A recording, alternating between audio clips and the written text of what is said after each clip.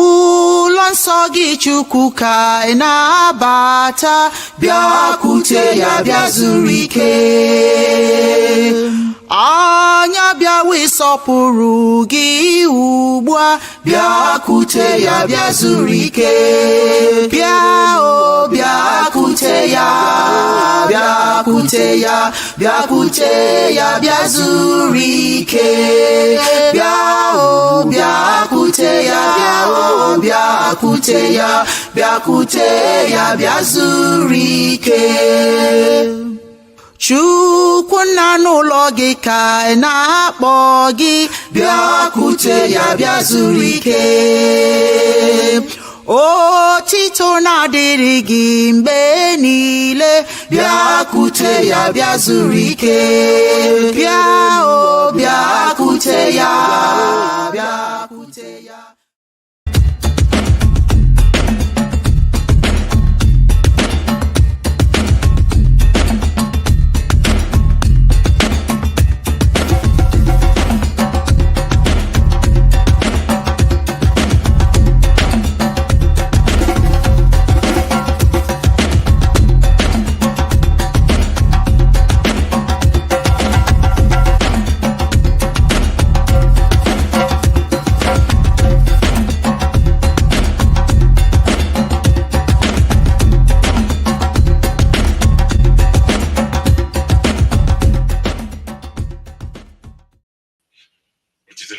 Chineke ọbasi dị elu Chukwu obiọma Chidi ebere Olisa nwa amara ka ụzọ anyị ọbụla niile bụrụ ihe, ka ihe niile a kpatara aka bụrụ sọ mma, ka ụwa niile site n'ozi ọma anyị a ụzọ obi aṅụrị taa na ebighị ọfọ Yagazie ise.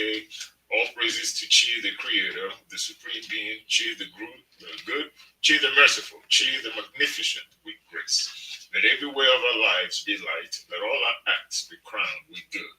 May the world prosper from our ministry, now and forever. So let it be.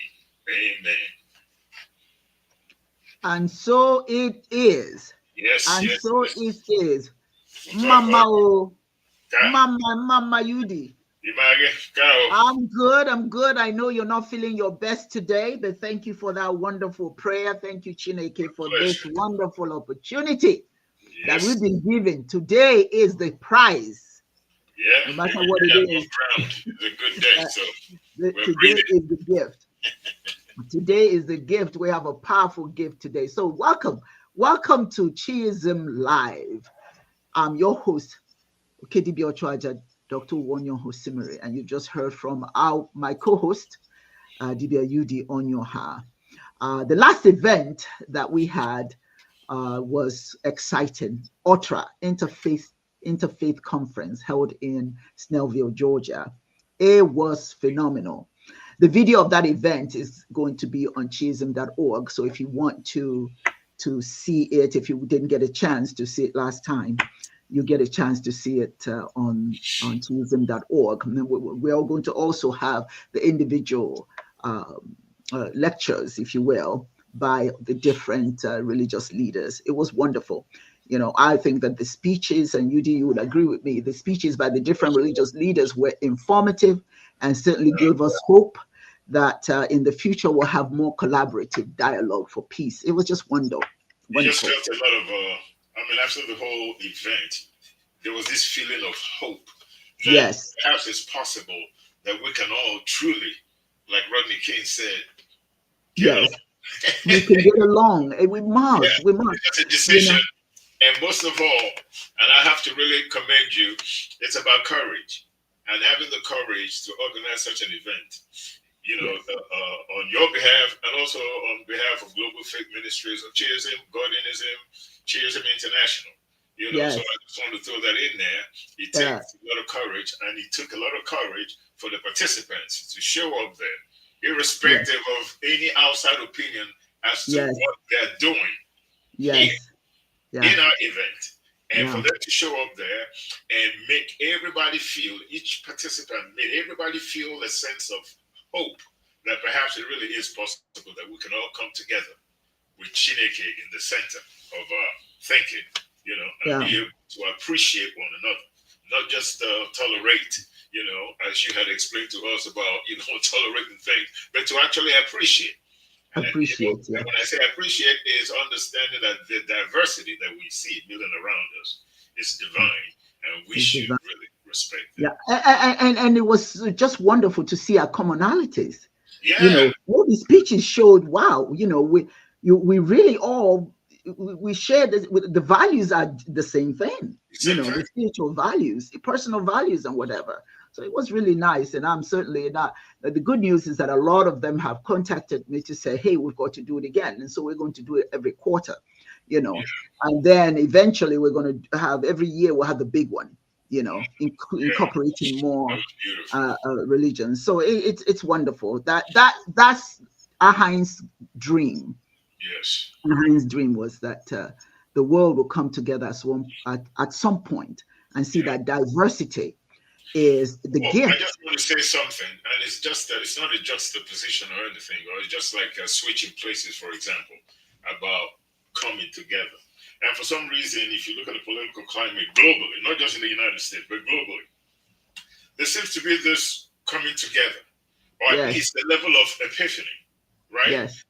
Even in this country, for everybody to say, wait a minute, we have been fed this story that there's a difference between all of us, when there really isn't, because we all have the same, dreams and wishes for our children, our family, our nation, our country. We have the same dreams, and all we need to do is just understand one spiritual concept, and that concept is the concept of exclusive truth, my way or the highway. And I think what we did, what you organized, what we did in Global Fit Ministry, is to let people understand that the idea of exclusive truth is what really causing the rumpling social harmony. That's right. That's right. The exclusive truth rumples social harmony. So by hopefully having such events quarterly and continuing to expand upon this, hey, like we discussed before, you're looking at, it's almost like the first stack of religions. Yes. Yes. Of all religions. It's just going to get bigger and better.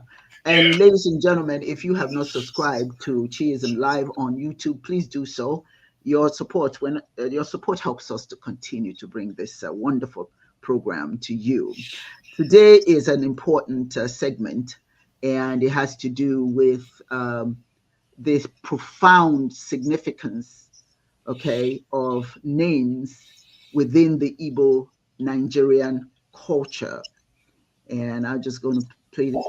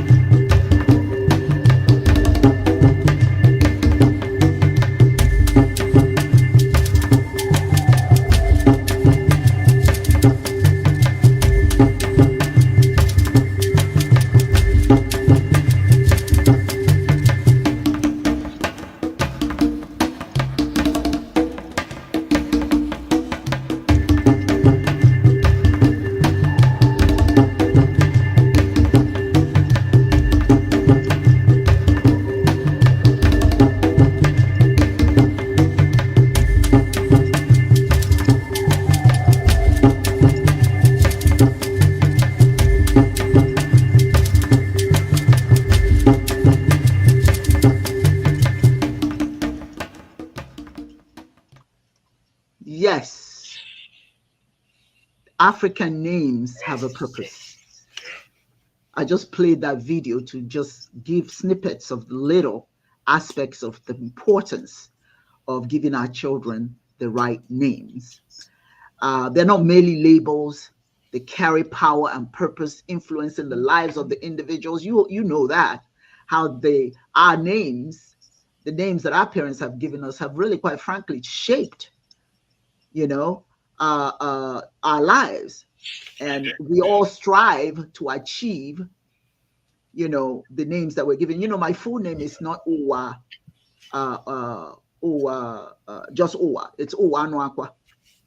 Owa Noakwa. The world doesn't listen to people who whine, so go out there and make a difference. And all my life, that's my modus operandi. I have to make a difference. Nobody cares about my whining. Nobody cares about my struggles. I have to go out there and make a difference. That is my role, my charge. That's my name. Udemezwe. That when they gave their wishes, their aspiration, their expectation for the family is complete because you came into this world.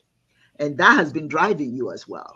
And that's pretty much how we name our children, how I named all my kids, knowing that the names I've given them is going to influence their lives. I just didn't give it because it sounds cute.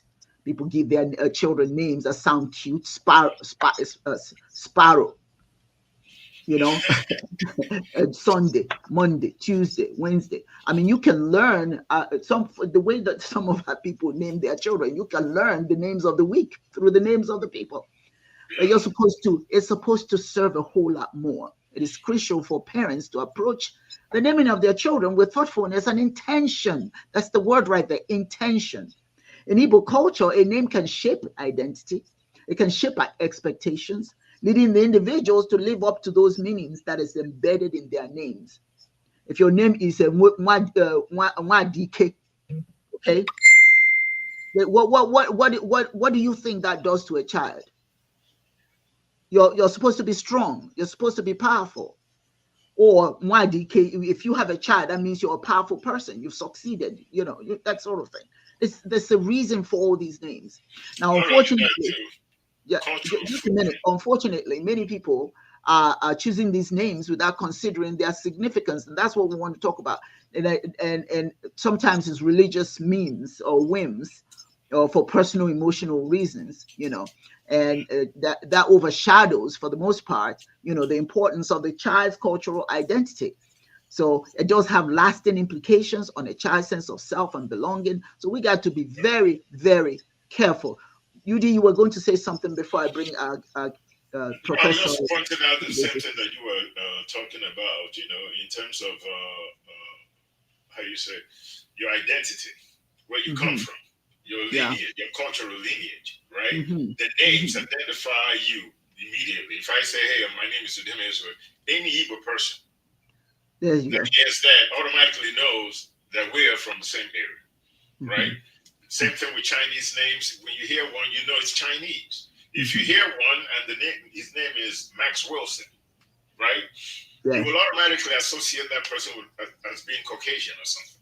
Yes. And then he turns around to be a Chinese person. So we've all been fooled, and that person deny themselves who they are, change their name to something else because they needed to get acceptance in somebody else's backyard to be able to survive. So you see a lot of people, jettisoning their cultural identity, which normally is established not by your skin color, but by your name and religion. Yes. And you just negate that and say, oh, that's not important. I just need to be in this part of the world and change my identity so they can accept me. And what happens to your culture, your lineage, your history? Everything dies with you once you have that very true. That's what Dibia Chiedozie is going to focus on, and then we can vibe in and ask him as much questions as we want. So it is indeed a privilege to have a lecture from Dibia. Professor Chiedozie Okoro, the chair of the Department of African History at Chies Mahadum University. Now, Professor Okoro has been featured recently in notable publications, including the Sun Times newspaper in Nigeria. And he was discussing this very topic of child naming and its cultural relevance. So I ask all of you who join us today to stay tuned as we uncover the wisdom and traditions behind Igbo names and discover how these names continue to play a vital role in shaping our personal and collective identity. So on that note, I bring in the chief himself. Oyeze.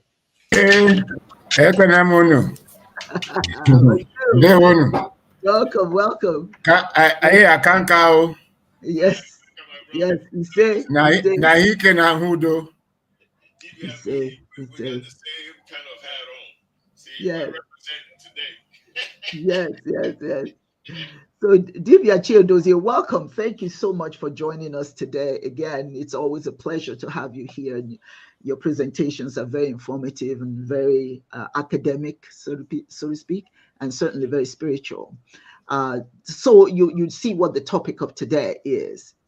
I just want to ask you, what are some of the most common themes or meanings that you found in Igbo names as you did your research? Well, a people give names according to their understanding of the cosmos, the environment in which they live, and human personality, such that for us as Igbo people, we do not see that human beings are alone in the world. We understand that the universe is a creation of an intelligent being. Whether by pantheism, you say this being, the intelligence is part and parcel of the cosmos, it's not outside it. But the belief there is that there is a super force, a universal consciousness that drives the universe. And this consciousness, super consciousness, manifests itself in signs of this physical environment. So, and the physical environment, it's not just physical, it is both physical and psychic, physical and spiritual. And the constitution of the environment happens to be the constitution of everything that located within the environment, both plants and animals. So for us, when we look at a thing, anything, we are not just looking at a physical entity. We are looking at an entity the way it came out from the spiritual world, because we believe that the unseen is the anchor of the seen, which is why we believe that death means disappearing from the physical into the non-physical, and birth means moving from the non-physical to the physical, and they are both interrelated. Now, the human being is the one endowed with all the rational, emotional, imaginative, and diversity of intelligence to ascribe meaning, to first and foremost understand the ordinance of the universe, the environment, in harmony with human existence, human nature, human personality. And so every name that was given from this understanding.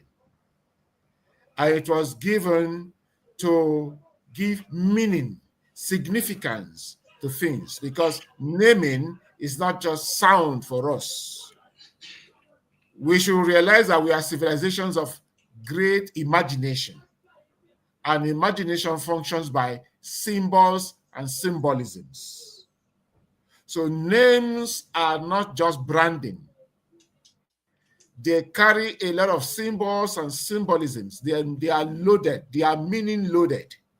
Loaded within our ontology, our cosmology, and cosmogony. The ontology is about the structure of a thing. The cosmology is about the origin. And then the cosmogony is about the relationality of a thing to others. So if you look at our name, the names we give, they are not ordinary. They invoke mannerisms, characteristics, structure, essence of what things are and how they appear. So we are not alone in this. Other Africans and great civilizations are into this. For instance, if you go to Confucianism, you see that every name has meaning. According to Confucian Taoism, every name has meaning. And so the name Onyo Ochichi, leader, it has a name. So you must behave by the essence of that name. So we don't give names just for sound. We give names to direct structure and a person's character, mold person's character, person's behavior, so that there will be harmony in the society. That's the whole essence of giving name for us. And to also inspire the individual to follow the communalistic life, knowing that I am not alone in the world. Ofonogu, what our people in South Africa or South Africa will call Ubuntu. Ofonogu, and what the Yorubas will call Watunwosi. That's the ability to measure by the right, measure by the left, to the middle point of temperance, of moderation. And so every name that we give is meant to invoke essence, significance, direction, mold character, direct habit, guide one's attitude, and at the end of the day, mold one's personality, one's personality. That's the whole essence of giving name for us. Yeah. Well, can you name some specific names? I think you've given us some. Do you have any more that any names that you can say reflects cultural heritage and history? Well, if I begin here, I don't know where to begin because there are so many. In the first instance, first instance, if you look at our understanding of the world, what the Igbo say is that the almighty force, Chukwu Okike, Abiama, Chiuku, the ubiquitous, and that Chi-Chu is like Chiobobo. It's like light coming into darkness, because what it really means is that in the absence of Chi, in the absence of God, Chukwu, there is darkness. So Chukwu coming into being means unfolding of light, unfolding of illumination. And the unfolding of light, the unfolding of illumination means instructing order into disorder, instructing form into formlessness, because darkness represents formlessness, light represents form. Things begin to take form, begin to take shape. Now, Abiama is wisdom. Okike is configuration. Configuration. That's why for those who say they don't believe in God, but at least they believe in order. They believe in reason. So whether you believe in cosmos, or you believe in God, or you believe in Chukwu, you are saying the same thing. So we can have a religious or spiritual sense of God, and a secular, non-religious sense of God. So if you're an atheist, you believe in order. Insofar as you believe in order, You believe in God. Because that's what God is. That's what Chukwu means. Now, manifesting itself into reality means it did so in the physical realm, according to Igbo, in 4 categories. Eke, water. Ori, wind. Eke, water and all things in liquid state. Ori, wind and all things in the gaseous state. Afo, earth, like the word afo. That's why it's a container for Eke. That's why Eke and Afo go together, because water takes the shape of its container. So Afo is the container, Eke is the contained.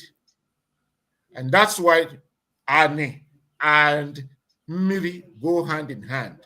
Why Ori and Nkwo, air and fire go hand in hand. And so then Nkwo, fire. So when you follow these 4 are what Igbo say constitute the physical reality. And to give them efficacy, we now say they constitute the primordial 4 market days, which is why the Igbo will say, Ubochi duana, now say Ubochi de asa. And what the Igbo means is to say the 4 visible things we see that affect us by way of feeling, metuta ahu, by the 5 senses. The 4 things we see are Eke, Orien, and Nkwo, Afon Nkwo. Then it will went ahead to say each of these 4 are governed by 3 invisible primordial forces. Eke, Agunachi. And so we have names that be like from Eke. You have Eke Jiuba. Eke Jiuba. That's Eke holds wealth. If you know that in the first instance, Eke is female, and female is Ako. And it's Eke that attracts the Chi. And the Chi and the Eke working together brings about the Agu. And so you'll find Eke Jiuba, Eke Oma. From Agu, you have Nwagu, Iwagu. From Chi, you have several names. Chidebere, Chikadibia, Chidera, Chizoba, Munachimso, Chioma. So you see that it is going to the core of creation, the core of formation, the core of Okike. That's spirituality. Then if you come to the 4 market days, the 4 market days are divided into, it's a duality. Eke has male and female. Ekuku, Ekenta. So that means the same thing with the 4 primordial days. Oriuku, Orienta. Afuku, Afonta. Nkuku, Nkonta. The Uku is female and it's in the spiritual realm. The Nta is female and is the Uku is male, rather. The Uku is male, is in the spiritual realm. The Nta, that's the small, is female and it's in the physical realm. Incidentally, if the Igbo will count, they don't start counting from Uku, they start counting from Nta, because it is the physical realm that brings about things into the visible. Just like the woman brings birth. The woman is the one that gets pregnant and gives birth. So if we count, it will count from Nta to Uku. We don't count from Uku to Nta. All right? So, but the significance here is that if you come to Eke, for instance, you have male names that take from Eke, like Nweke, Okeke. That's for male. Female, Mboeke, Adeke. If you come to Ori, male, Nwori, Nwoye, Okori, Okoye. Female, Orioma, Adori, Mbori. You come to Afo, male, you have Afocha, Ahocha, Okorocha, Okorafo, Nwafo, Nwaho, and so on and so forth. Female, Mgbafo, Adafo. You come to Nkwo, you have Okoronkwo, Okonkwo, female, Mbokwa, Mbonkwo. So you see that the Igbo would do not just name our children Monday, Friday, Saturday. No. When we say the name Mbokwa, we are talking about primordiality of the Nkwo factor, the factor of fire, element of fire. So we are looking at the elements. It is for the primordiality of our cosmology, our ontology, Ntoala, our cosmology, Ordinala, and our cosmogony, Omenala. So those are the things we are looking at. Now, when you move from there, God himself, Chukwu, you have Chukwu Kere, you have Chukwu Ebuka, you have Ebube Chukwu, and so on and so forth. Then coming to human being itself, human being, you have Madu Eke, Madu Abuchi, Madu Duko. That's talking about the whole essence of what it means to be human being. Madu Eke, meaning that the human being is not a creator. So, like my father, his name is Madu Eke Chukwu Kere. God is not the creator. Chukwu is the creator. You also have Madu Duko, that is to say, Eshibo Madu Duko, and so on and so forth. Then you come to law, rules, destiny. You have Iwu Chukwu, Iwu Agwo, and so on and so forth. Events, circumstances, life experiences, incidents of peace, crisis, and so forth. You have Adibeme, you have Adimebua, Somadina, Ahamefula, Ogugwa, Chimamandalata, Ikemefuna, Udoka, Udemezwe, Uzezie, Ezinne, Nneka, Nnamdi, Mesoma, Chizoba, Chigozie, Chiagozie, Chiedozie, Chidozie, and so on and so forth. You come to principles of justice, equity, truth. Ofo, Ogu, Naalo. You have Ogugwa. You have Ejiofo, Ejiogu, Nwogu, Ogu Amanam, Oguzie, Ofodile, Ofodire, Nwaru, Arusi, and so on and so forth. Beauty, Mma, Adamma, Orioma, Oremma, Oledo, firstborn, Okpala, Adam, Adora, Adobe, so on and so forth.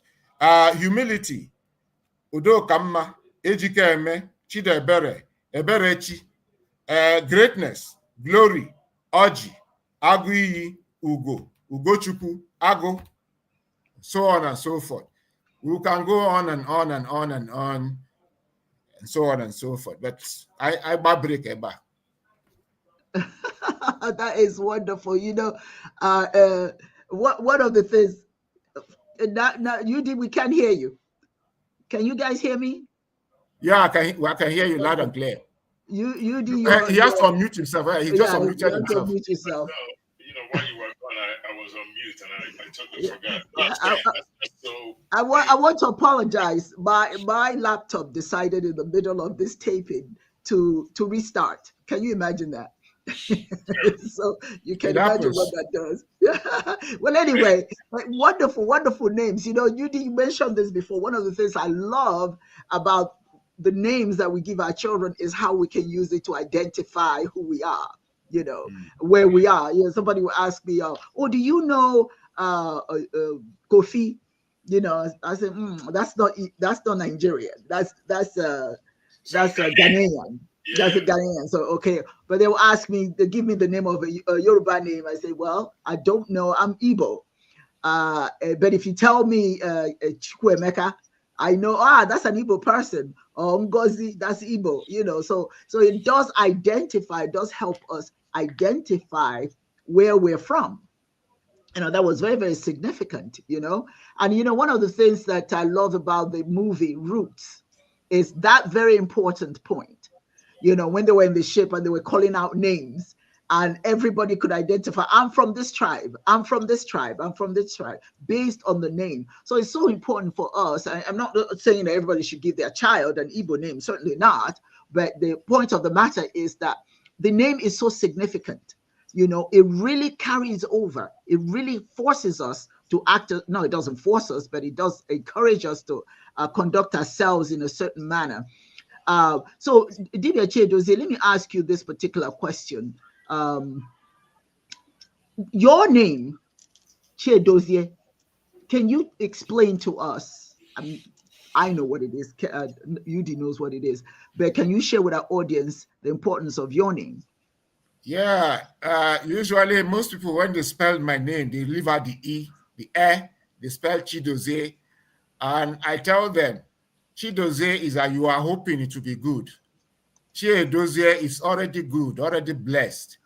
So once upon a time, when I was crazy about Christianity and I was curious, I wanted to know what it means. It meant to be baptized and belong to the member of the Eucharist and also get confirmed. So I was doing my catechism. And then I had to choose. My parents did not give me the name Benjamin. I took up the name Benjamin myself because of I just wanted to be like others. My father gave my older brother, he gave him Kenneth. He gave my younger brother Peter. He never gave, each time I asked him to give me a Christian name, he would be dilly-dallying.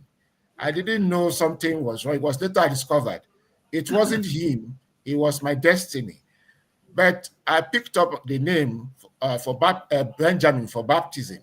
And then the Reverend Father then, Father Skylas, he was then 78 years old. That was 1988, 89.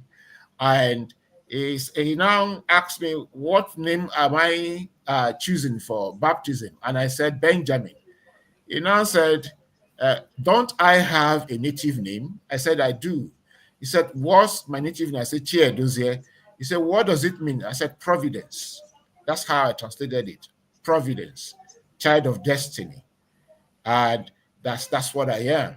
Then Father Skylas now asks me, isn't that more significant and beautiful than any name in the Bible? Then I was looking, what's the man saying?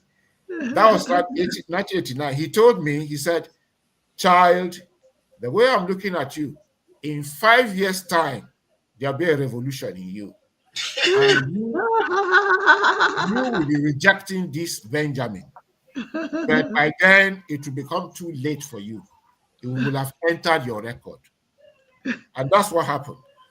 By 1994, which was exactly 5 years from 1989, that was when I completely denounced Christianity.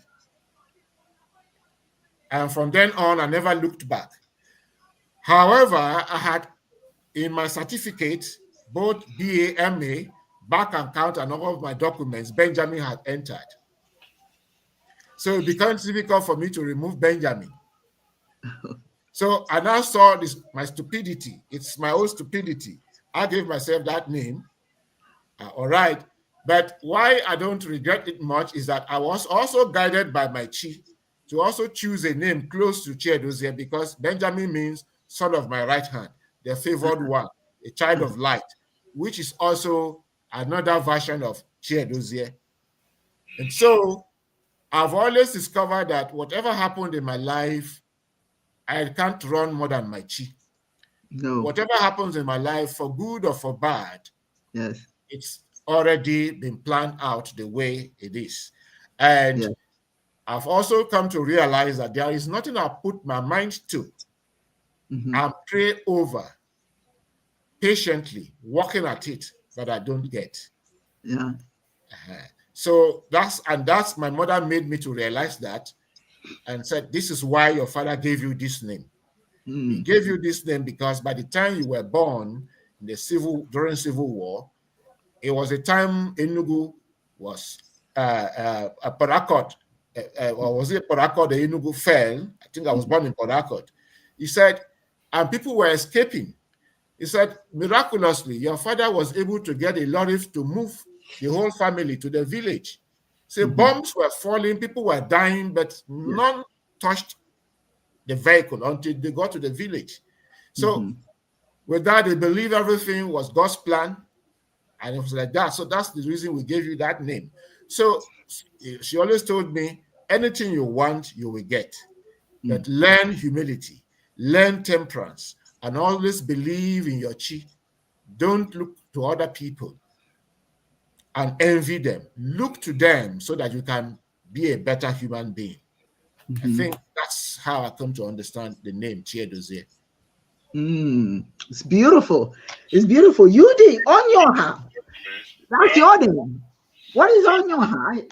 I know what it is, but you talk about it.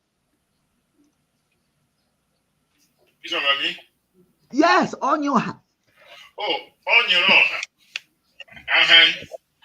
See, that's not the original name. The original name is Kama Ono Kama. Right? Onyoha. I took that up. In other words, you are so far removed from everybody else, you are beyond understanding what they can touch. As a matter of fact, his title, Ahai, the only person to ever hold that title simply means in Mpuru. If somebody says, Obwahai Mpuru, has the impossible happened? Has the world exploded? Have we grown horns? In other words, think about something that is pretty much impossible. Has it happened? That's Ahai's title. And the only person to ever take up that title in Mpuru till he died. So, you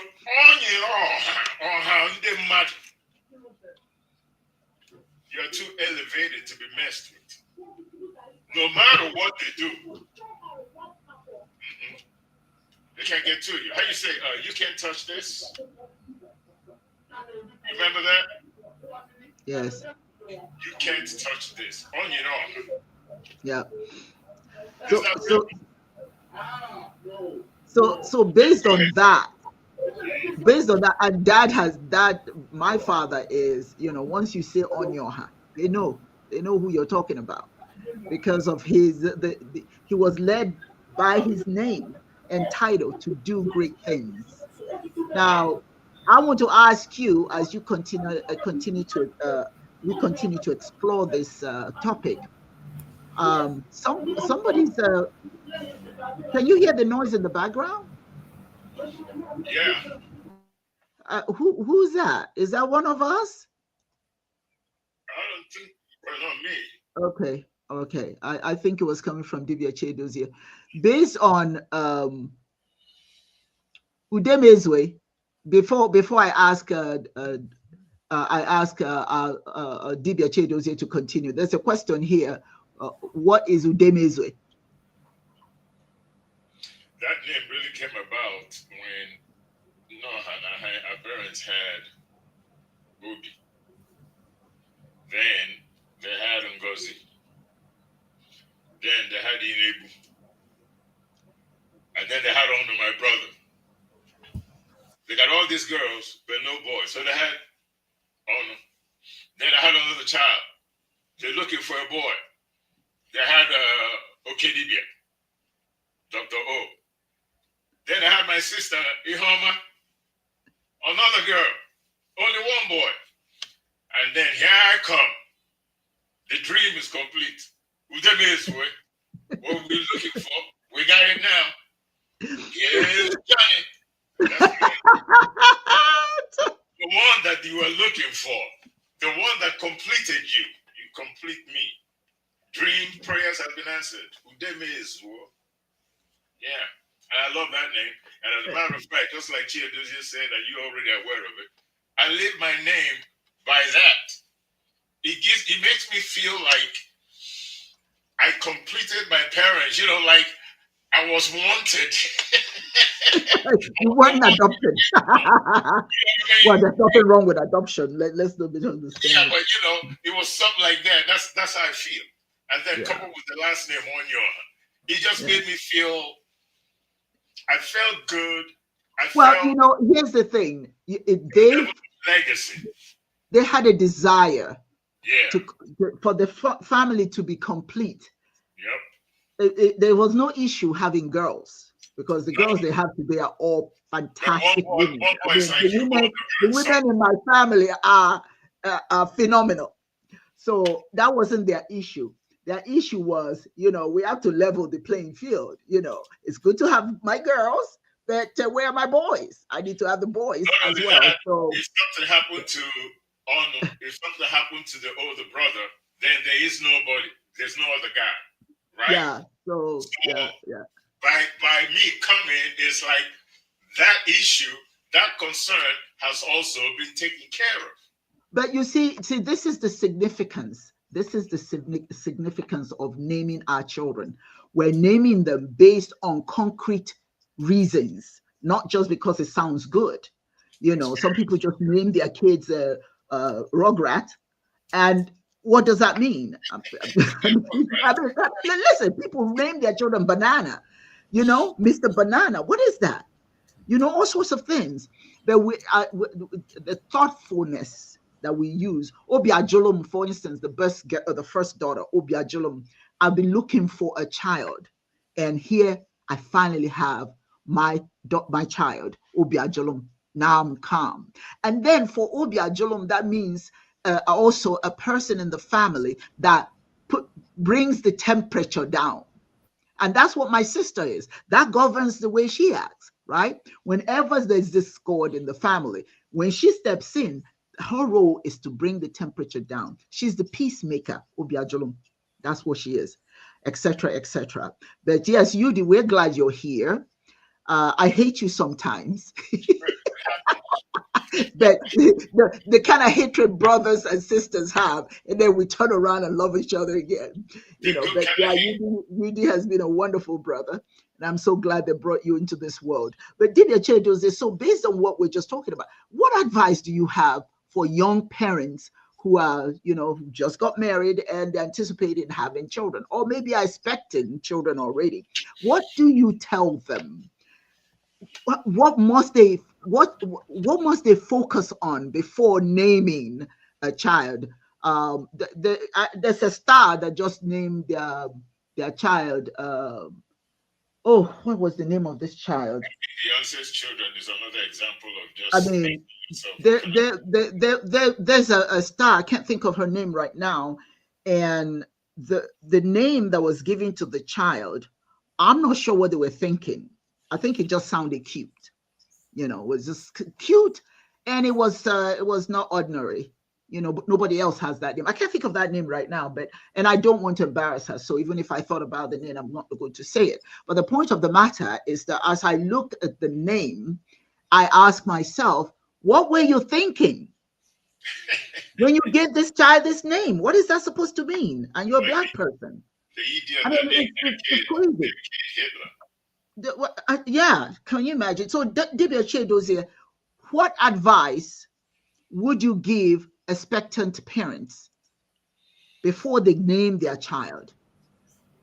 Please. Yeah, I was raising my hand. I will answer that question, but I have another question, please. I wanted Dibia Ochoaja to clarify. Yeah, now we know what Onyaoha means. Please, can you explain to us Onyuke? Okay, 8th grade. Okay, all right, that's good.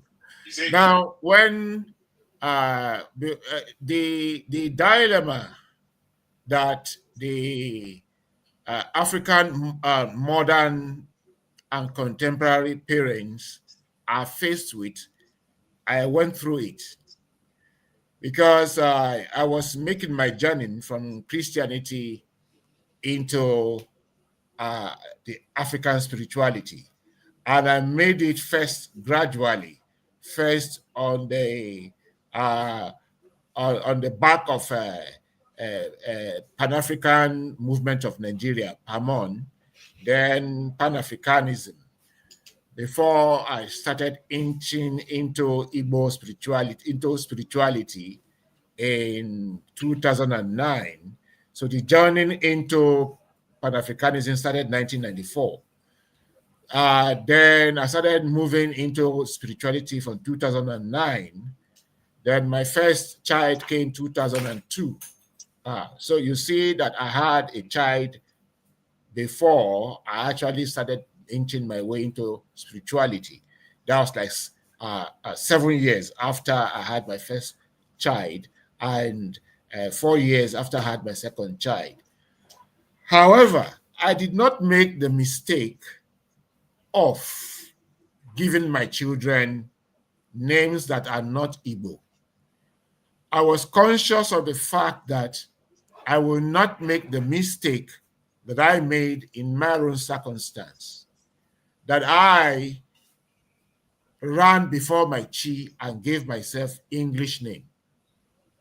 So I wasn't going to make that mistake about my children. And so, yes, I had a woman who promised she would support me, but when we married, she was pulling me the other way to join Christianity, and I was focused on where I was going. So she will bring English name, and I will ask her, you know what you're going to do for me? No, ma. Mama, you know what you do for me? She said, no. I said, that name you brought that is English, go and look for the Igbo equivalence. The Igbo equivalent. When you get the Igbo equivalent, come and tell me. Then we name the child that name. So, but my name for this child is Yagazie. The path is through. The path is straight for this child, for the family. It's Yagazie.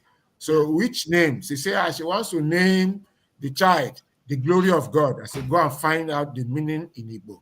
Say Ugochukwu. I said, okay, give him Ugochukwu. That's your name for him. So the second child, because I know this time around I will not agree. The child must have English name. I said, okay, what's the English name? My name for this child is Ezinne. Neoma, that's my name for her. You, what name do you want to give her? I said, Stella, Precious. I said, what is Stella, Precious in Igbo? Find that out. So she went and returned after 2 weeks with a name, Oleido. I said, name her Oleido. And so the third child, it came this time around. She already knew the politics. So she herself is the one that chose the name Munachimso. Chioma. I said, okay, so you have claimed both first and second name from me. So this child is born on Ori. But that I started my journey to spirituality. So this is the first child that will bear the mark of spirituality. So I called her Orioma, since she was born on Ori Day. So the drama in all of this is that first and foremost, we must be awake to who we are. I was able to pull this off because I'm aware and I'm searching. I'm aware of who I am, and I was searching for my roots. I realized that one who does not understand his or her spirituality, his or her culture, is an orphan. Yes, and hold that thought, because somebody asked a question and I want you to answer her. It's definitely what you're talking about. This is Akachineke. She says, what would you say to my Igbo peers who think their Christian name is better or preferred? They think it's easier to navigate life with a European name. Talk to her about that. Well, this particular question reminds me of an incident that happened in 2014 in Pretoria, South Africa, when we went there for, was it a 2 weeks conference? And my younger one that I went with, related to my wife, Ikechukwu Zoma, he has an English name, Kingsley. And so he gave his children English names, David and Daniel. The English name is their first name. And so there's this man from Australia, a white man from Australia. He was looking to push his ideas across Africa. And He asked for our names. I gave my Igbo name. He said, don't I have English name? I said, I don't have English name. Learn how to call my Igbo name. Hello. And then Uzoma, to get close to the man, said he has English name. He can call him Kingsley. The man said, oh, Kingsley, yes. I said, and I told her, I said, Kingsley, so that you are the good person and the bad person. So he doesn't know how to call Chi. He says, okay, call Dozier. Do you know Dozier or Chi? Just call me Big Chi, or call me Chi, or call me Dozier, or a Dozier. He said, okay, a Dozier, but Chi, a Dozier, he cannot say. So Kingsley asked me, but why am I insisting on my Igbo-ness? I said, I'm insisting because my fathers were forced to change their tongue at old age. And today, you want me to continue in that slavery. And then I told him of experience of an Ijebu man, Ijebu chief. That was about 20 or 30 years ago. I think 20 years ago. This man was illiterate, but educated. And he was an international businessman. So when he was doing, was it his 79th birthday, his white business partners came, and one of them spoke smartly Yoruba, and people were clapping. And when it was the turn of the man to speak, the man said that it was better the white man never spoke his language, that he spoke his language and gave it another meaning. He spoiled it. He was angry. He said, he told the white man, you said you are literate. You read books. You are wise. Yet you could not pronounce any word in my language correctly. And even my name, you spoiled it. And I that never went to school, a complete illiterate, stark illiterate, up to the age of 79, he cannot write, he cannot read, but that he could communicate with them and spoke their languages and called their names impeccably. That the pain that he took to learn their own ways, the dedication that he put into making sure he understood them, they should also do that for him. That is equity. Respect. That is equity. So that the white man has a superior ego. He wants you. He says he cannot understand African names, but they pronounce Indian names correctly, Chinese names correctly, Japanese names correctly. You and I know that Indian names are tongue twisting. And they pronounce Indian names correctly. Indian names are sentences. And they pretend as if they don't have culture. Even they themselves have their culture. Like somebody who was in Italy, who lived in Italy, told me that her landlord is called Mr. something. I don't know, but it's a butcher. The name in Italian means butcher. That's what it means. So they have their own traditional names. So it is not the question of that they cannot pronounce our names. It's a question that they see us as inferior. And people who don't have to be understood. They want to give us the name and pronounce the words the way it's convenient for them. And we follow them in behaving foolishly. Yes. Like the name Badagry. It's not Badagry, it's Abadagri, something like that.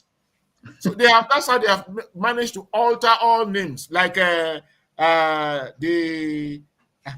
this Igbo, a lot of Igbo names that they have gerrymandered and even different meanings.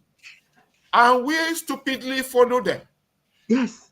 They will not take it lightly if you do that same thing to them. They won't take it lightly. They will correct you several times.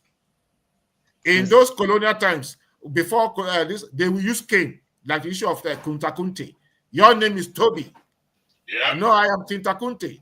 You say your name is, after flogging the guy several times, maybe after the 1,000 time and 1,100 time, the man said, I am Toby.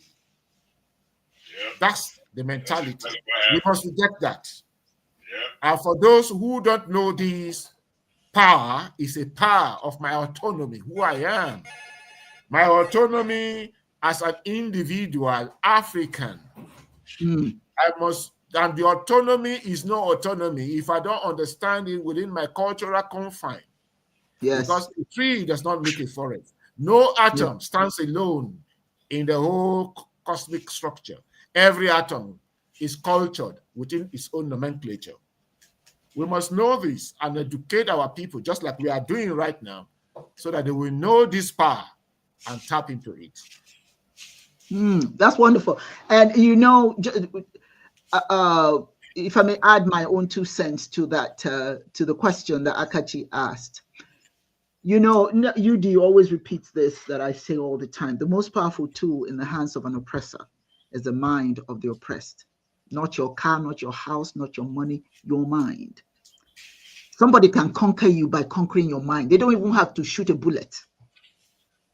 They can conquer you by conquering your mind. When you've been convinced that something about you is not good enough, you fight to embrace something else introduced to you.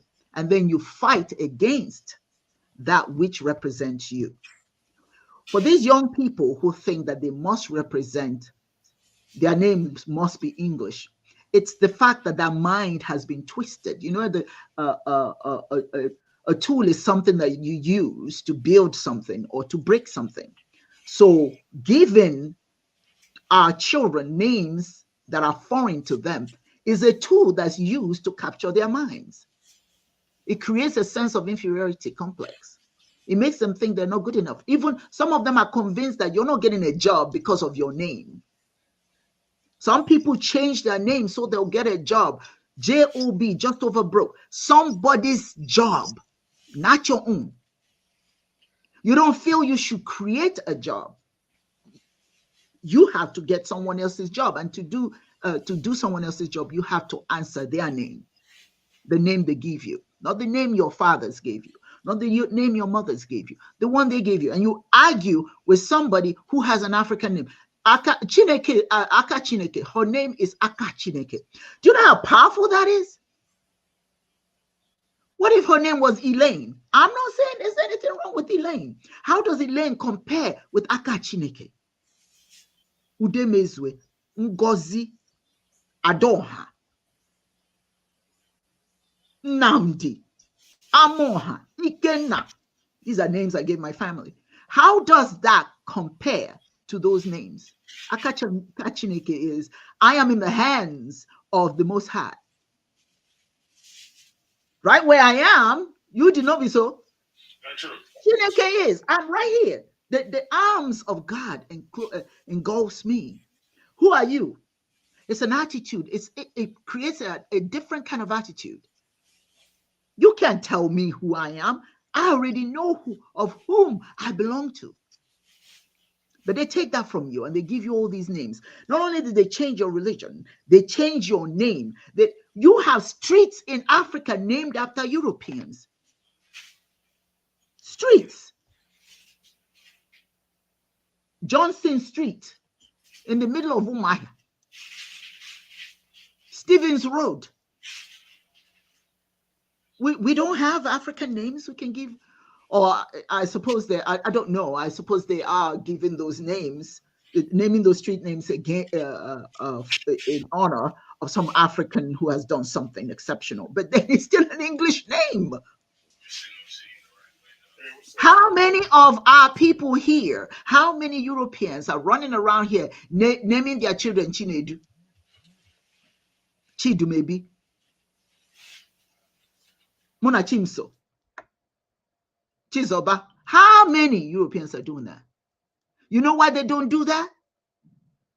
Because it's not a vision they have for their children to emulate anything about you. They were happy teaching their children to be who they are and telling yours to be who they are. If you want a job in my company, you've got to be James. You got to be Johnson. You got to be Ruby. Well, to some degree, I suppose that works. But the mindset of our children must be, and it's based on what you give them, based on the names you give them. This is your heritage. You don't drop that for nothing, not for no job. If you don't get a job with your name, Chidimebi, then don't get that job. Create your own if you have to. You know, in this country, many women, many Americans have lost their jobs because the majority of them work for the federal government. But I tell you, Yudi, it hasn't shaken them at all. Yes, they would like to keep these jobs, but a lot of them have started their own businesses. A lot of them have become aware that I need to create something for me that nobody can take from me. When somebody takes your name, they've taken all that you are. You don't give it up because you want to get a few dollars from them, whoever them is. Your name is given to you for a purpose, for identity, for your culture, to represent all that your family's desires for you. And in anticipation, that will be the same desire you have. Even your second name, people say, oh, I'll give my child an Igbo name, but I'll give him an English name, a Middle English name. What is that about? A child may select the English name over the first name you give them. But if they don't have a choice, if they don't like the first name, they can take the second name, but it has to be Igbo or Yoruba or Hausa or whatever. So the idea of what Akachi has asked is she is around her peers who are consumed with the fact that they want to belong, not to their community, but to the community they are anxious to be a part of. Am I right? UD, take that away. Add your comments, UD, to that one.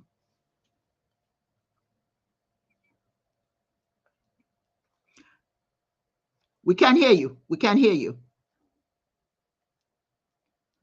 He has to unmute. I got some noise, so I had to, mute myself so that I don't get all this background noise from all my boys in the house, Yeah, here we come.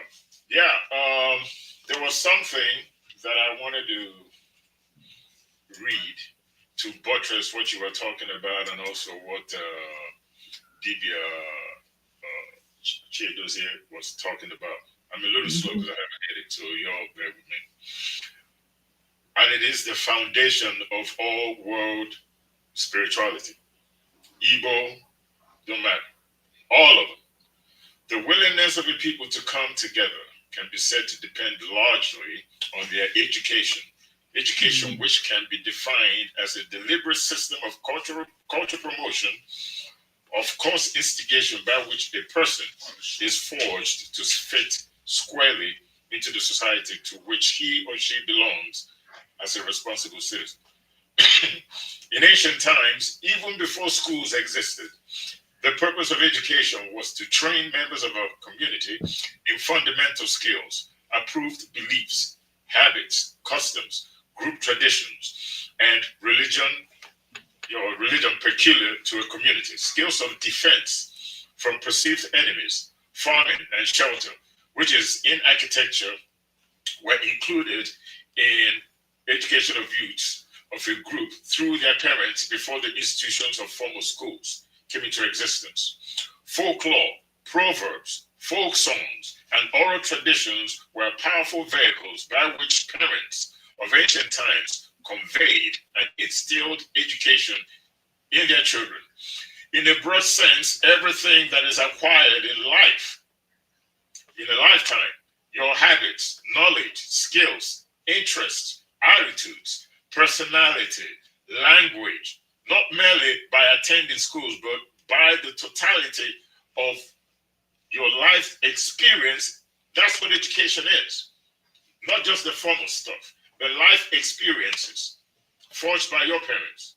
In other words, education concerns itself with all the capabilities and habits acquired by a person as a member of a society, making education simply cultural promotion within a given community of human beings.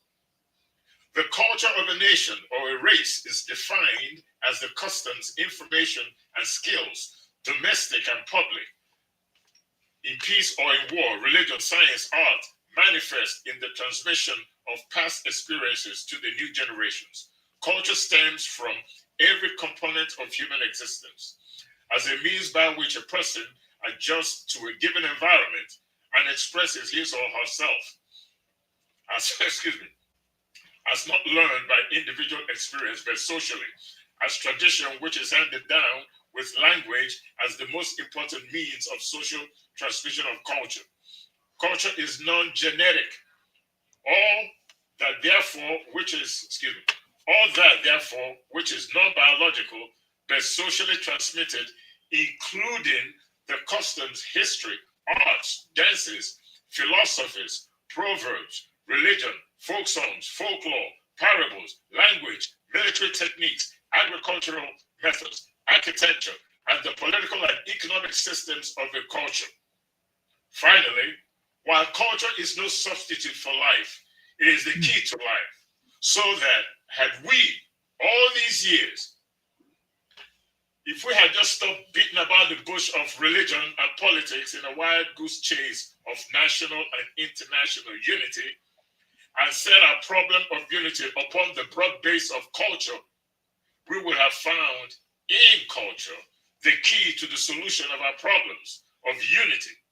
For in the cultural evaluation of all the different human ethnic groups in the world, we would have had enough identical points in the personality and customs, history, language, social attitudes, habits, and traditional religions and socio-economic philosophies of various ethnic and racial groups to convince that there are more cultural facts that should unite us than there are factors that differentiate us from one another on this paradise called Earth. For instance, the Nkomi teaches that ancient human societies had spiritual teachings that supported and sustained primordial traditional life. The similarities in the narration in the Nkomi to the teachings and renditions of the recent religions of the book show an intercultural relationship between them. At that point, from a religious perspective, the foundation of most world religion is derived from the same source, and Dibia Yagazie made that point in his presentation. We're all doing the same thing. And like you mentioned, okay, Dibia, Yagazie also mentioned it. This, considering people of African ancestry as less than human, is what's responsible for the reason why they don't want to take the time out to learn how to pronounce your name, to learn anything about you. It's disrespect from the time that they showed up on our shores with the Bible and Quran in tow. The disrespect has always been there. But the source foundation of human spirituality came from Africa. Maybe that's the reason why. Maybe that's the reason why there's so much hatred for people of African ancestry. Maybe it's the resources we have. Maybe it's the belief, like I always said it. It was the African that gave the world a conscience and taught the world the difference between right and wrong. Perhaps this disrespect comes from the fact that everything that is them came from us. And I think that that's a point that we, as people of African ancestry, really have to pay attention to. Learn your history. Understand this name. Understand what they mean.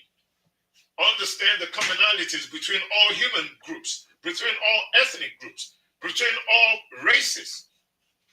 Understanding the difference between a cat, a lion, a tiger, a leopard, an ocelot, a house cat.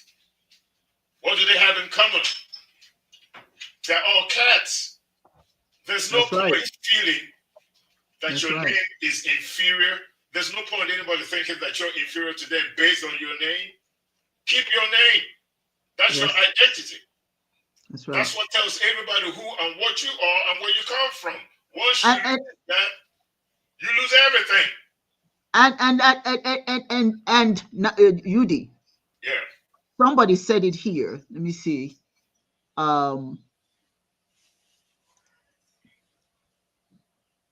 Akachi said, yes, white people, I think, respect us better for it.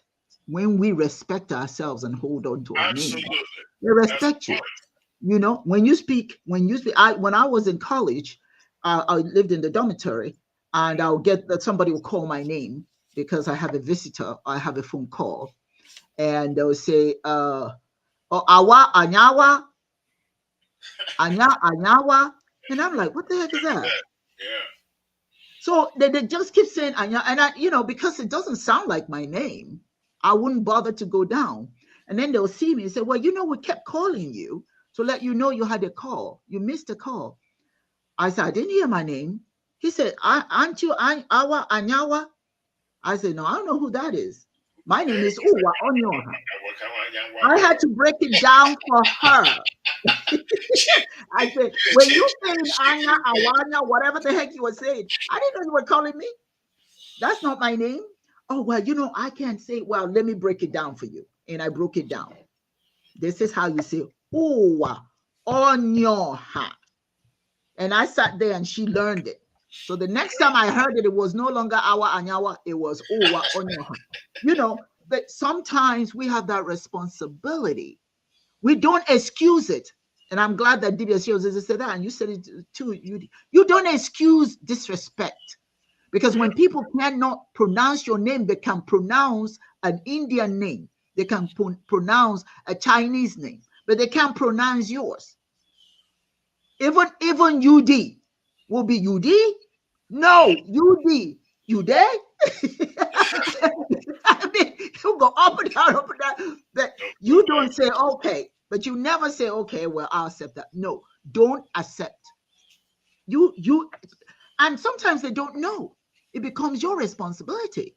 You don't get mad at them for not, if they pronounce it the first time, they didn't pronounce it properly, and you accept it, then it becomes acceptable to them. Because it doesn't matter. Oh, they'll give you Stella. And then they can pronounce that, and you yourself, good. Well, Stella sounds cool. I'll answer that. You never answer the name someone else gave you. The name that you answer is the one your ancestors gave you, your father, your mother. That's the one, no matter what, no matter if they can pronounce it or not pronounce it, they can't pronounce it. Your responsibility is to be the educator. Educate them. Let them know. And people do respect you. People respect. I make a lot of presentations. And when I make my presentations in the community, I always slide in Igbo proverbs. Whether they understand it or not, they say, wow, it sounds so good what you said. I can't say it, but it sounds good. Yeah, because what my people think is important. I want you to know that we have thoughts too. Yeah. We have proverbs, we have value system, and the proverbs are part of our values. And I'm not ashamed to say who I am or use my language or introduce my culture to the world, because if I don't do that, they don't know. And if I don't insist they know, they can quite easily disrespect me. So it's really very important that us as Africans, no matter where we're from, that we continue to give our children. If you're Ghanaian, give your child Ghanaian name. If you're all my children have Igbo middle names: Kelena Omane, Adora Ngozi, Nnamdi Onyoha. Because if they don't like the first one, they can pick the second, but it will be Igbo. I don't give you a choice. Now, I mean, if I give you 3 names, it's all Igbo names. If you don't like the first 2, take the third. But that's your identity, and I don't want you to lose it. I just want to say something right quick. Go ahead. Think about this scenario. Ngozi, blessing. Ngozi means blessing. But this girl changed her name from Ngozi without being flogged to blessing, even though they mean the same thing. But in her mind, she's more acceptable, not just to the European, but even to her own people, if her name was blessing instead of Ngozi, even though it's the same thing. Yes. So these foreign names, they just breed this inferiority complex. And meanwhile, nobody from any other cultural persuasion is trying to be you in terms of changing their name. They might want to get a suntan and get a dark skin, or get your skin a little darker, maybe even wear your clothes and all that kind of stuff. But there ain't a whole lot of them lined up to change their names. No. Because you can wear clothes and all you want to, but your clothes does not identify who you are. Yes. Because an Indian can wear Nigerian clothes. Yes. The Chinese can do the same thing. But your name, that's it. I mean, that's your identity right there. Right. And like, Dibachi had mentioned, there's so many reasons behind the way we name, right? But for the most part, it has to do with creation. And everything that is part of that creation, from Chineke to the bacteria, everything that has to do with nature, creation, you can find in culturally relevant names. Same thing they do it. It's the same thing. Nothing different. It's just that we have to understand that. We have to rebuild our mind, maybe using these kinds of platform for us to understand, like I had read this lengthy deal over here. We're all doing the same thing, but we're just doing it from our own cultural perspective. Yes. The sin is in trying to be somebody else. Yeah. Are you going to change your name? You're going to wear their clothes? Even some of us bleach our skin. I mean, before you know it, you disappear. And if we continue with the European names and all that, at some point, just like in any other diasporan African community, where the Africans there have the names given to them by the enslavers, I could never tell where anybody from Jamaica comes from. But if he had told me that their name was maybe Yakubu Yaradua or something, I would know. Maybe if you said my name is Chidozie, Nwaboso or something, I would know, or Kofi. But you see somebody in Haiti, you ask him, what's your name? He said, Francois Mitterrand. Well, we all lost together. First, I can't tell you where you come from. I just know you're black. Are you from Africa? But I can't align you with any tribe or community or anything like that. So I have the same problem you have with your identity. So to be able to mitigate that, we have to have this understanding that the source fountain is the same. Whether it's Allah, Chineke, Jehovah, whatever the creator, Ubangiji, GM, whatever the creator's name is the same source fountain. We're not doing anything different. The only difference is our geographic location, which is responsible for our cultural experiences, or the culture that we develop is really has a direct relationship with where we're located.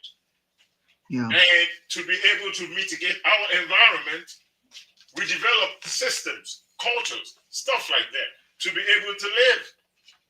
So for me, to make a long story short, we really have to have a clear understanding that we're not doing anything that nobody else is doing. We just have to understand that, respect what they do, and insist that they respect us. Mm-hmm. And that's right. You better fight for it. That's right. Thank you for saying that. When people disrespect you or reject you, you don't reject yourself. You don't. It becomes your fault then.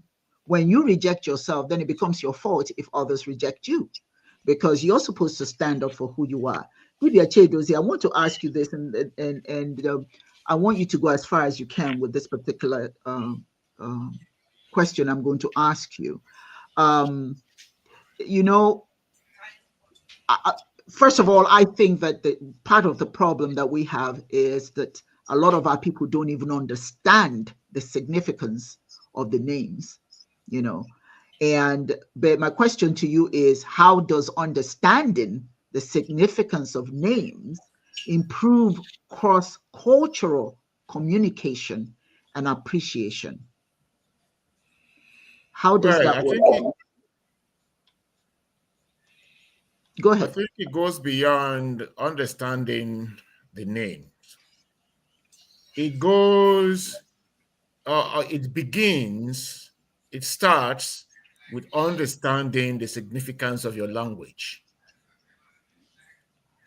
Because that language is a vehicle of thought, is a vehicle of consciousness, is a vehicle of wisdom. How rich your language is and how you promote it determine how developed you are. And that language must sit within a culture. And if you don't have a culture, you don't have a mind. If you don't have language, you don't have a mind. Because it's only a mind that is conscious that can have language. That's why language must be situated within the culture. Names are fundamental, primary to language. Because they define the culture, they define the mind and the mindset. So once you don't have a language, you don't have a culture. If you don't have a culture, you don't have a mind, and you don't have a mindset. Because the mindset, the mind is individual, the mindset is social. And so what we are suffering today as Africans is that individually, we don't have a mindset that is cultural, and so we don't have a mind that is cultural. And because of that, we don't even understand our right from our left. And remember how people say,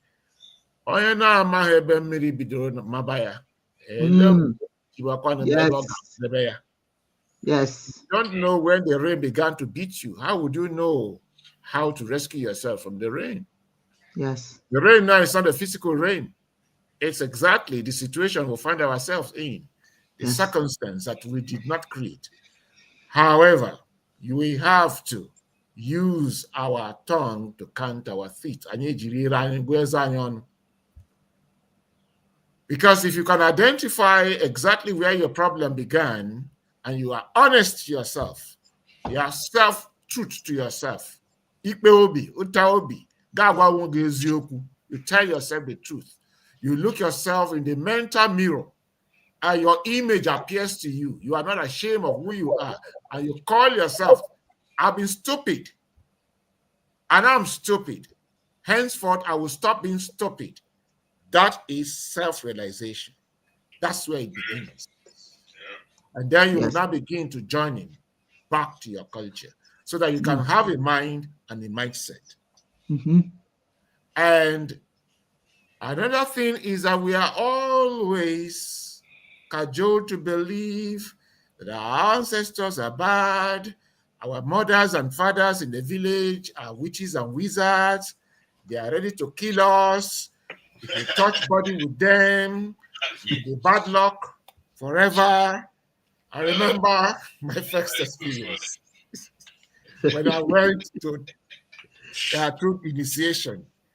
And when I was missing for a whole 2 days or whole week in the department, I took excuse. When I came back, I said, where did I go? I said, I went to do research with some DBS and Babalawos. He said, hey, you mean your body touched them? I said, Even the woman I live with at home said, hey, now you are back. Can I still touch you? Are you still a human being? Are you a spirit?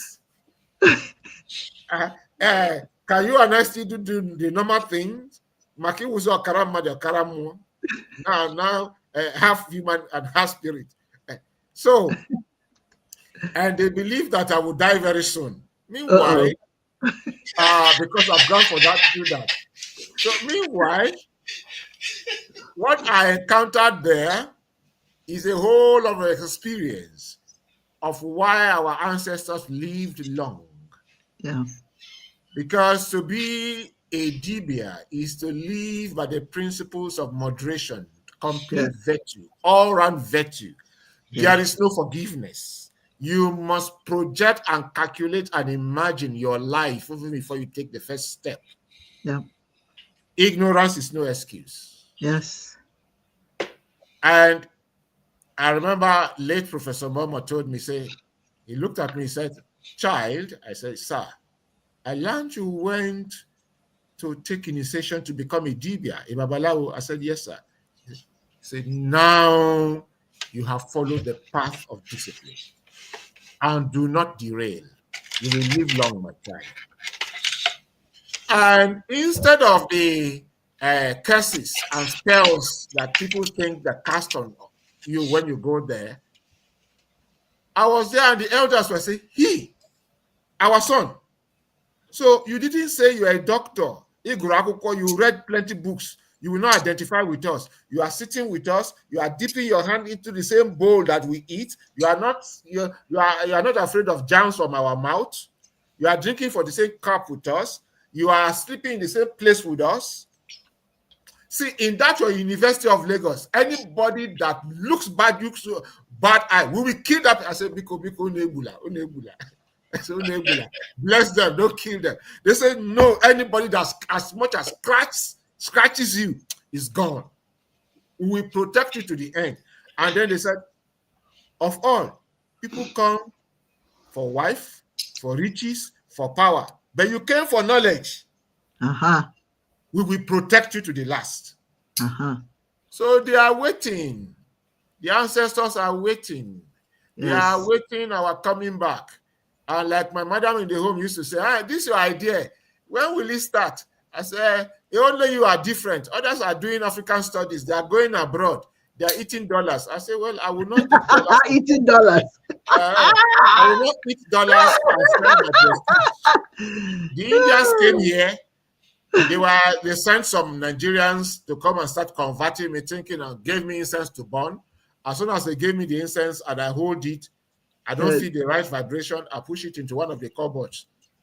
Any other day, maybe 90 days later, or 120 days later, I counter it. The thing has spoiled. I throw it away. They brought several cassock, Indian cassock that I have made prayer on. I will hold it, feel it. Once I don't get the right vibration, I put it somewhere. Maybe 2 years later, I remember, I'll throw it, burn it. And then the final one, they came. And they are ready to support me, give me dollars. You can imagine Indians give you dollars. If they give you one dime, they will extract 1 trillion from you. I should be teaching Bhagavad Gita. Of course, I had Bhagavad Gita, all the Indian books that are here. Bhagavad Gita, Indian mystery sister, they were happy. They've seen a convert. I am interested in what I will gain from there to enrich my own. I go get to the Libya, dialectics. I'm not interested in losing myself to India. They are taking me to India. So I don't know what happened. The man that was organizing that I should come to India died mysteriously. Another one came and he came here. They came to convert me. I showed them the door. As soon as they died, I said, okay, see you. From today, like the Chinese man will say, they don't speak plenty English, but the action is there. Me, you, cut, walk, finish. So I will not compromise my identity for anything. And whether you like it or not, the time has come. That's why I'm speaking on this platform. And this platform will grow. It will grow like no hand can cover the moon. This platform and Chism will be the moon that beams in the night. Forever, for all. Yeah. That's it. Chikadibia. Yes. God is greater than any power on earth. The star of Chism will twinkle for the whole world to see. Yes. The time has come. There's no going back. So those of you who are lacking behind, join. If you don't join, like I used to tell my woman, only me go there enjoy the blessing of the ancestors and their protection. Yeah. Yes. My name here Yes. now has become Atakata Abuo. You cannot do anything to him.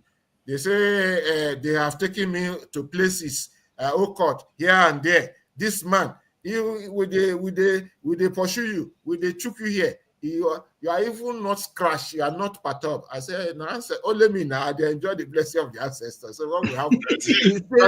He said, listen, I want to make this comment to those who are watching us today. Please understand, at the end of every show, if you go to YouTube, you're going to notice that the comments that you're making is not showing up. So you may think, and when people come, they may think that, well, nobody is having conversations about our videos. It's just that they all show up on StreamYard. They're not showing up on YouTube, okay? Because we're not filming directly from YouTube. We're not on YouTube directly. So it's important that you know that, so that you're not thinking, for those who are new, who are just venturing into this forum, that nobody's having conversation. We're having tons and tons of conversations here. What I can recommend to you, if you don't mind, is copy some of the comments that you made personally. All right. At the end of the show, post it on YouTube against this show, so that all of that will filter through. So every comment that you're making, we appreciate it, but you can copy it. At the end of the show, just go to YouTube and post it, so that, because as soon as the show ends, then all those comments that you're making disappear. They don't disappear on StreamYard. They're all there, but on YouTube, they're not. Okay, they can see it on the chat. Let's see. Let me see what Akachi is saying. I think they can see it in the chat on YouTube on the playback too. I reposted too. Yeah, okay. Wonderful, wonderful.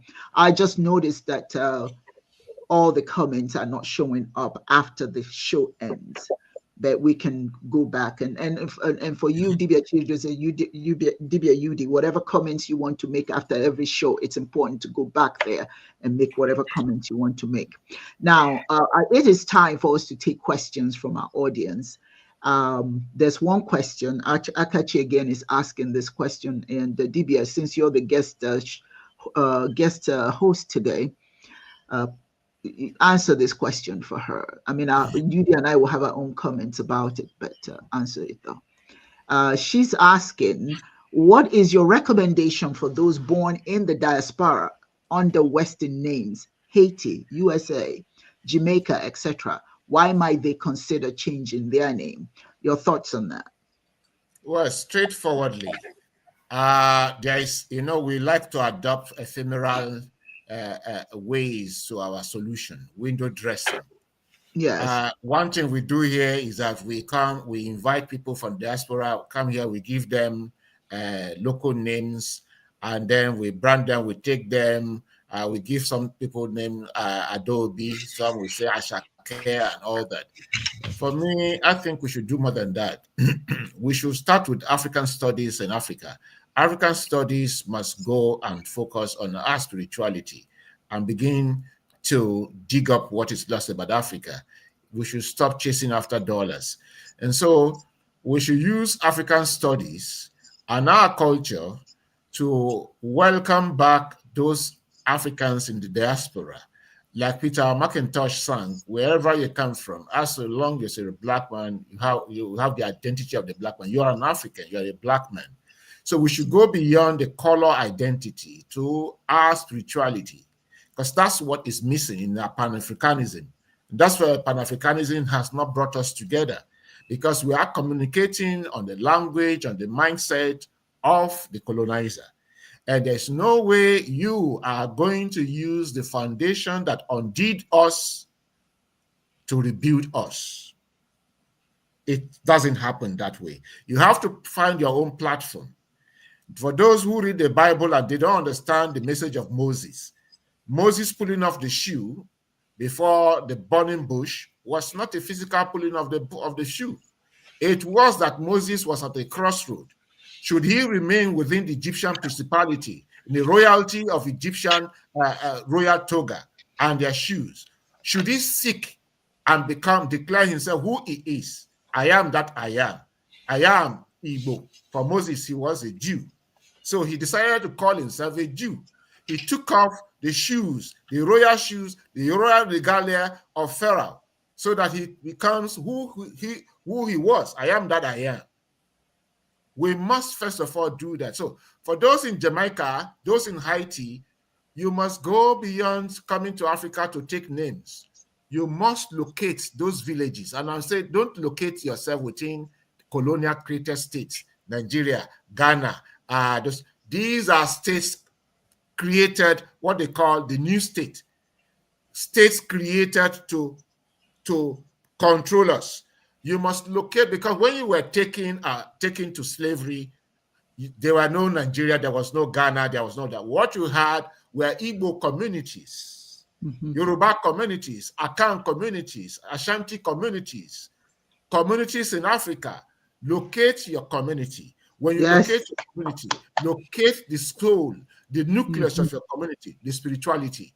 Identify with your spirituality. Become a member of that spirituality.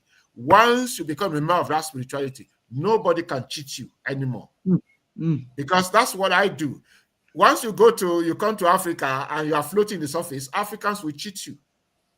But if they discover that you have located the source of your spirituality and you are a member, nobody plays with you anymore. He says, don't go there. They will punish you. That's what you fear. That's what we have psychic connect with. So we must go back to our spirituality and identify with it, both holistically, in terms of the name, in terms of the spirituality, and the community from which we were taken. DNA can help us with all of these. So we must use all available avenue to trace ourselves in total, holistically. Thank you. Thank you. Do you have any you want to add to that? Yeah. In the beginning, I explained that education is defined as a deliberate system of culture, promotion, or cause instigation by which a person is forced to fit squarely into the community that he or she really belongs to, right? Yes. It's just a question of where are you in your personal life anyway? You know, with the slavery question, African history, religion, spirituality. I mean, where are you? I mean, are you beyond a point of no return? Are you gone? Is something swirling around in your head? Are the events milling around you? Is the world sending some signal to your mind that it's time to wake up? Because I think where we are right now in the world today, it's a beautiful thing, as far as I'm concerned. Now, a lot of people are going to get hurt, but sometimes you got to tear things down to build it back up. Yeah. We've been torn down for a long time. It's time to build back up. Burkina Faso will tell you. It's time to come back up. The events in the world right now is a cry and call for all of us to wake up. Because waking up entails a lot of stuff. It entails religion. It entails science. It entails history, geography. It entails every aspect of human endeavor, of which we, of people of African ancestry, made probably 70% of all scientific discovery, modern scientific discovery, was by people of African ancestry. And a lot of them from African Americans. A lot of Africans in the mainland. I know a few Nigerian scientists. One is Philip Emeagwali. The internet would not be possible without him. This idea that you're inferior to somebody else because they defined you that way with their religion, not with their bow and arrow, with their muskets, their guns, with their violence. So we're lost today. Today we don't understand that the name blessing is the same thing as Ngozi. And that if we just kept our primordial name, Ngozi, as opposed to blessing, then we have held on to a little bit of who we are. we've held on to, a little bit of our respect.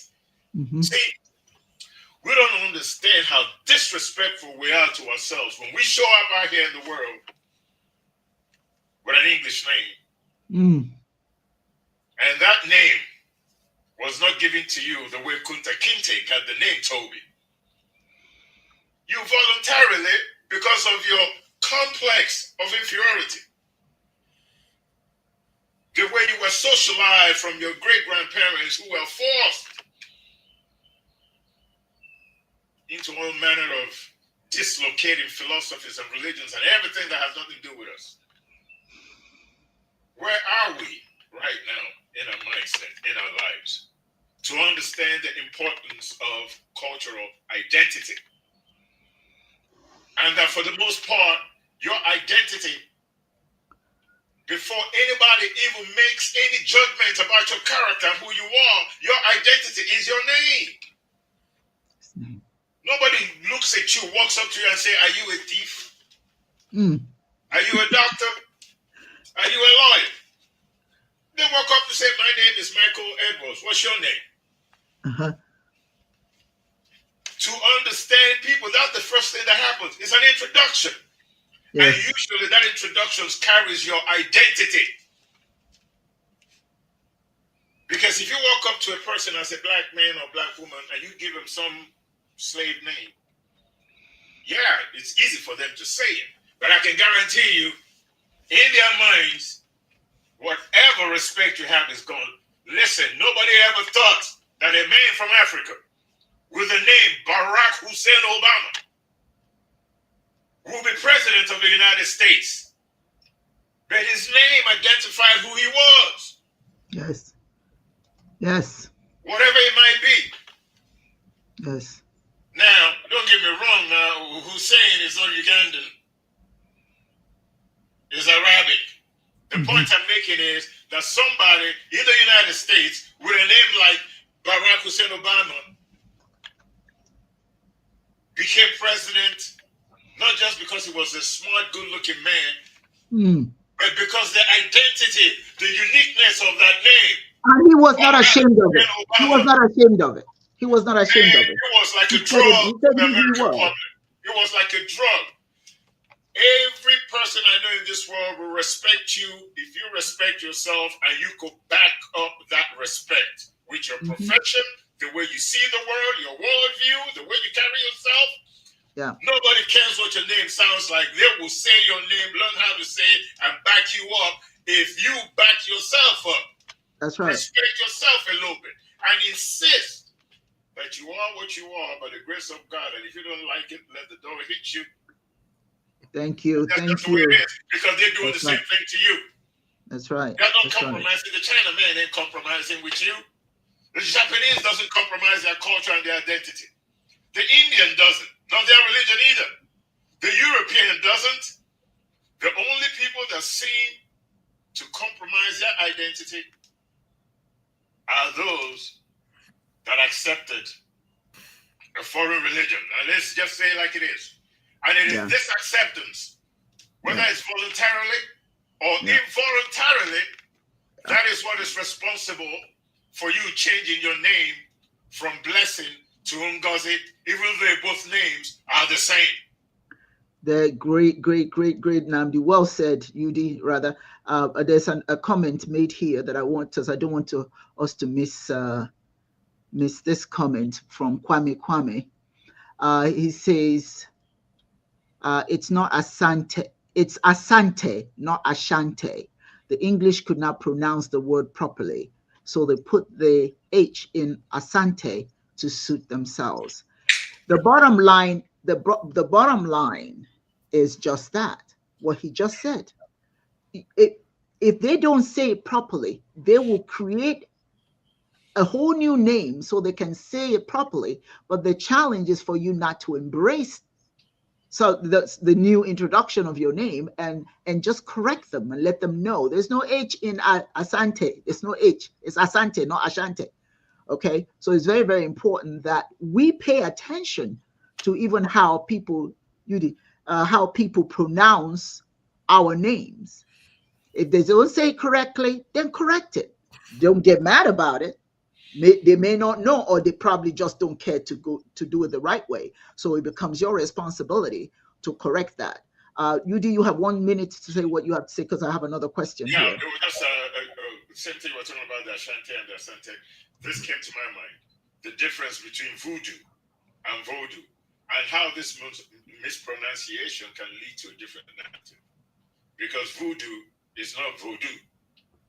When people look at voodoo as voodoo, because the corruption, not understanding what voodoo and how to say it and what it's all about, voodoo gave birth to Hollywood and the misconception that these people are devil worshippers or whatever. It's all about magic and all that, and don't see the aesthetics and all the aspects of voodoo. Yeah. They don't understand it. So the point I'm making is people will define you, create narratives if you let them. That's right. And one way to insist upon making sure that the right story is being told is to make somebody call you exactly who and what you want. Yes, African voodoo, not European voodoo. Yep. Very well said, Yudi, and certainly Akachi is concurring. I just want to add this this little comment that One Piece Speed said. You can't just change somebody's name like it's God. You can't just change it and add, you know, and add what you want to add to make it sound better for you. You know, you just can't do that, and we shouldn't allow that. And I want to just say to everyone, let's remember, wherever you are, this is not about knocking anybody's religion and names and all that stuff. That's not what we're here for. That's not what this show is about. This show is to remind you that you do have a name, you do have values, you do have a system of naming your children something that will follow them for the rest of their lives. Don't give it up because somebody can't pronounce it. Don't give it up because you want to fit in. We're not talking about what other people are not doing. We're talking about what you're doing as well. It's important that you know who you are, what your worth is, and you promote that. That is your responsibility. That is your charge. You can quite frankly do the right thing or continue to be abused. You know, people will not do. You can't talk about what people are doing to you when you continue to what do you say? When you continue to allow it to be done to you. It's your responsibility. Today, UD unfortunately has a headache. And I'm surprised that he was able to go this far. So thank you, UD, for staying with us for the rest of the show. But let me just give a summary of what we heard from Dibia Chedozie and what we heard from Dibia UD and what you heard from me. We have explored the intricate relationship between names and identity with Igbo culture. We focused on Igbo culture today, but that's not to say that other cultures don't give names based on their own experiences and their own values and what have you. But we discussed the implications of naming practices, the importance of cultural heritage. We've given so much away. We should not continue to give it. Let it not become generational because we continue to just, you know, give our children foreign names, and they too will give their children foreign names, etc., etc. And in so doing, somehow the culture is lost. Okay, so let us remember that the names that we give our children shape their lives trajectory. You know, so what we're trying to tell you today is think about the name you're given. There are different African names you can give your children, and stop thinking it's wrong to give them African names because they live in America or they live in Haiti or Jamaica. They should have English names. Not necessarily. If you choose to give English names, do it for not because yours is bad. For whatever your reasons are, that's your reasons. But the important thing that we want you to know is that it's a little bit more, not a little bit, a whole lot more constructive when you give your child a name that they can use to guide their own values, that connect with their culture, connect with their people, their lineage. That is so important. Where do you find these names? There's so many African names. It's not just Igbo. There's Ghanaian, there's Rwandan, etc., etc. You can find those. you know, and most importantly, if you have done your DNA testing and it tells you what part of Africa that you're from, then generations to come, let them identify with that part of Africa that you have discovered that you're part of. Give them names from that area. You know, it's just the right thing to do. I thank you for joining us as we gain insight from Professor Yagazie Okoro. Thank you so much. You provided deeper understanding of this vital aspect of African culture. And thank you, Dibia Yudi, for your valuable contribution to today's discussion. Please, if you have not subscribed to our channel, do so. Until next time, I'd like to stay tuned to the voice of Chineke speaking and guiding. All you need to do is pay attention. Thank you all for joining us. Thank you for all your contributions. Thank you for everything that you have contributed to make this one of our better shows. I really, truly enjoyed this show. Thank you so much. I know I do want to name names. Akachi, thank you for your contribution. One piece speed, more life. Yes, that's what he says. Thank you very much for joining us. Akachi says thank you, KDBia. Get well, Dibia Chwaja Yudi. JVST, thank you. You just joined us. Thank you so very much for being here. Sovereign, thank you for being here. Namdi, DOCC, thank you for being here. Mecca, thank you for being here. All of you who joined us today, you guys you're a phenomenal part of our Chiism family. Thank you, Yudi. Thank you, Dibia Chedozie. Dibia Chedozie.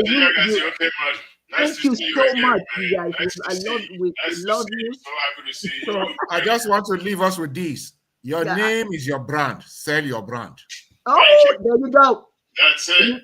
That's it right there. Your name is your brand. Yes. Sell your brand. Yes, I love that. I mean, you couldn't have concluded any better than that. Your name is your brand. Remember that. I'm going to use that. Sell your brand. What does it mean to sell your brand? If they can't say your brand properly, you tell them what it is. Even if you have to explain to them the reason why you have this name. So I don't want you to play with my name, right? This is my brand. I love it. I love it. Thank you all. Thank you so much for joining us. Look forward to seeing you next week in 2 weeks on Chiism Live. Thank you, everyone. Have a great day. Yagazie. Yagazie.